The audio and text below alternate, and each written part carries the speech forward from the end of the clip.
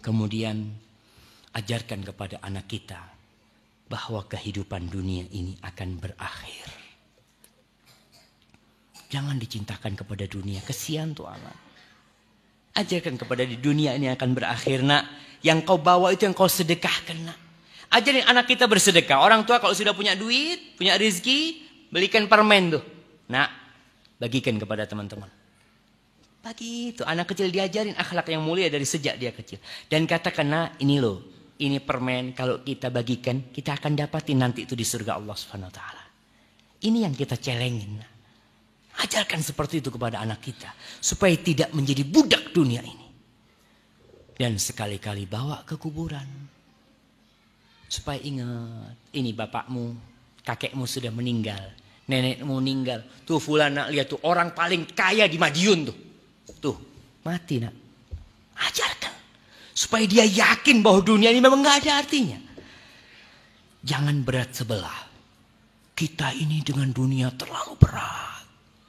Takut gimana Ustaz, anak-anak nanti gak bisa kerja. Bagaimana anak kita subhanallah. Coba pikir, kira-kira anak kita masuk surga enggak? Karena sekali lagi, dunia ini gak ada artinya. Allah membagi dunia ini kepada orang kafir dan orang mukmin. Bahkan orang-orang kafir jauh lebih kaya daripada orang Islam. Kenapa? Karena dunia itu tidak sebanding dengan satu sayap lalat buat Allah Subhanahu wa taala. Banyak orang bangga kalau anaknya sukses di dunianya. Walaupun dia gak bisa baca Al-Quran. Bangga anakku Masya Allah jadi dokter. Tapi gak sholat. Anakku Masya Allah jadi ini bangga. Perusahaannya di mana-mana. Tapi itu anak jarang ke masjid. Coba banggakanlah anak yang ketika dengar azan dia tinggalkan semuanya. Mi, anak ke masjid, mi. Allah ya. Ini celengan kita di akhirat nih. Anak ke masjid tuh langkahnya orang tuanya dapat tuh pahalanya. Dia ngajarin tuh anaknya. Berangkat ke masjid, pulang dari masjid. Ini celengan anak sampaikan kepada orang. Anaknya ente jadi apa? Alhamdulillah. Anaknya anak jadi anak soleh. Dia mungkin usahanya ya memang gak berhasil. Mungkin hanya jualan sesuatu. Mungkin penghasilannya tiap hari cuma 50.000. Gak masalah. Tapi harapan ana dia bisa masuk surga sama ana nanti. Subhanallah. Bagaimana dunia itu?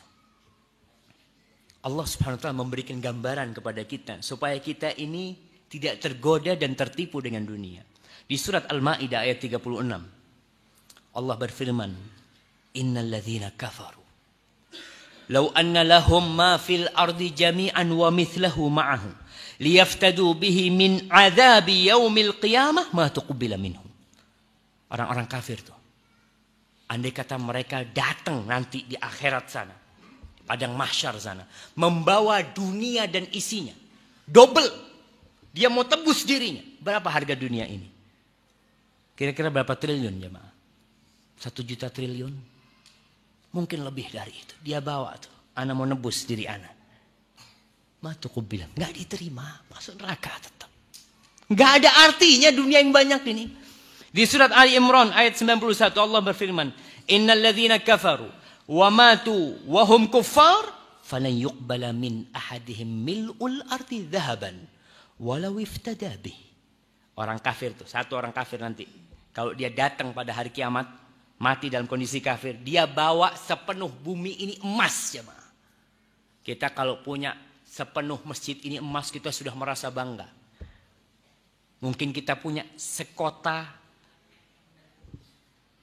Kota apa? Jangan itulah. Kita bilang sejawa emas. Kita akan bangga dengan itu. Nanti pada hari kiamat. Kita bawa sepenuh bumi emas.